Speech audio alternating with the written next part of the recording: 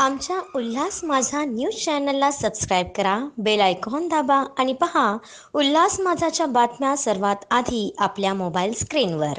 भिवंडीतील वाहतूक कोंडीला बांधकाम विभाग व ठेकेदार जबाबदार, खासदार बाळ्यामामा.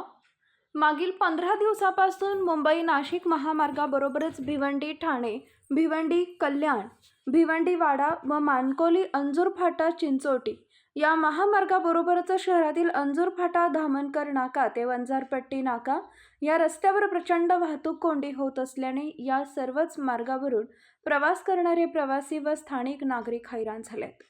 भिवंडीतील ही वाहतूक कोंडी सोडवण्यासाठी भिवंडीचे खासदार सुरेश म्हात्रे उर्फ बाळ्यामामा सतत 2 दिवस रस्त्यावर उतरले होते.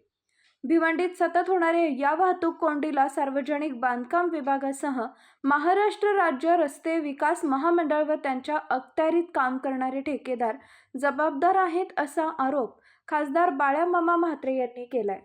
सोमवारी खासदार बाळ्यामामा यांच्या अध्यक्षतेखाली भिवंडीतील वाहतूक कोंडी समस्येबाबत मानकोली येथील कार्यालयात झालेल्या बैठकीत बाळ्यामामा यांनी थेट अधिकारी व ठेकेदारांवर आरोप करत त्यांना चांगलेच खडे बोल सुनावलेत.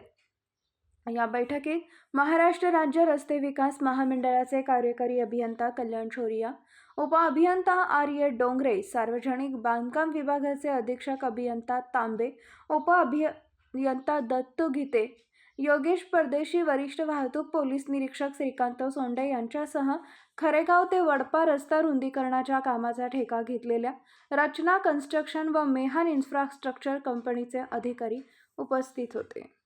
आमच्या उल्हास माझा न्यूज चॅनलला सबस्क्राईब करा, बेल आयकॉन दाबा आणि पहा उल्हास माझाच्या बातम्या सर्वात आधी आपल्या मोबाईल स्क्रीनवर.